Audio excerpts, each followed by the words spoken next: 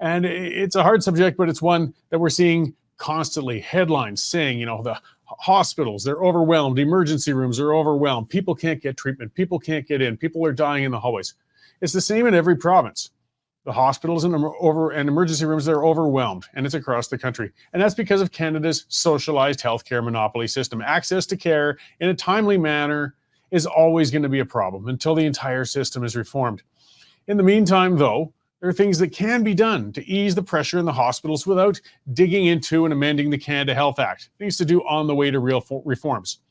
Now, for myself, I've shared a bit of that on here. I've had a pretty rough year as far as the health of my family members go. And it's led to me having spent more time in hospital emergency rooms in 1 year than I've spent my entire life. Things just seem to happen in waves. That's life. At least it certainly gave me a perspective on things, though. And in multiple hospitals, the emergency rooms all look the same. They're overcrowded with suffering people, while exhausted, harried staff try to keep up.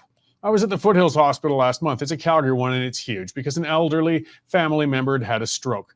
And the scene was like something from the movies. The waiting area was packed with people in the emergency area. And once you got into the treatment area, there were literally people suffering and lined up on gurneys in the hallways waiting for help. It's what you'd expect to see after a major disaster or something, but this was just a typical afternoon. And to take some of the pressure from those hospitals, we have to start identifying who really needs to be there and who doesn't. Because Canada's system packs so many services into hospitals, they become overwhelmed because they're trying to be everything to everybody rather than the acute care centers they're supposed to be. I want to start with mental health services. They have to be decoupled from general hospitals. I mean, due to decades of the misplaced movement of deinstitutionalization, we have thousands of people who should be receiving long-term mental health care, and they're on the streets quite often. They're in no condition to manage themselves in this naive community living system we've set up, and they either end up in the streets, in jail, dead, or in hospitals. If somebody needs mental health treatment, I mean, if you haven't had to encounter it, you never really think of it until the time comes. But if you hit a crisis, what happens? Well, hospitals, they're the only entry point for mental health care. So if somebody's had a mental health, a breakdown or an episode, they're forced to head to an emergency room to await help. That's assuming somebody will take them there. Last year, my father had a mental collapse. He was paranoid, delusional, prone to wandering. Couldn't just leave him. He couldn't help himself. He came on suddenly, and for his safety, we needed to get him into care. It took rotating shifts of family members to stay with him in the emergency room for 23 hours before he was admitted. Then he was medicated, placed on a gurney in a hallway for 2 days before they could get a bed in the psychiatric unit. He spent 40 days in that unit. It's a sparsely equipped wing in the hospital. Staff were excellent, and they did what they could with him, and with the rest of the challenging patients, of course, within that unit. But it was clear that the space is transitional and couldn't offer long-term care, which most of the people there actually needed. They were committed there.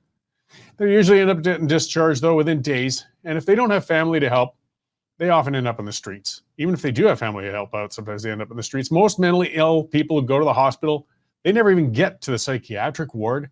They're given a prescription and a brochure listing community supports and, hope that things work well for you. Good luck. And it's not that the doctors are heartless. They just have nowhere else to put people. It's unfair, expensive, and ineffective pushing psychiatric patients through general hospitals. The doctor who can set a broken arm likely isn't well trained to deal with a schizophrenic, but that's what they're tasked with.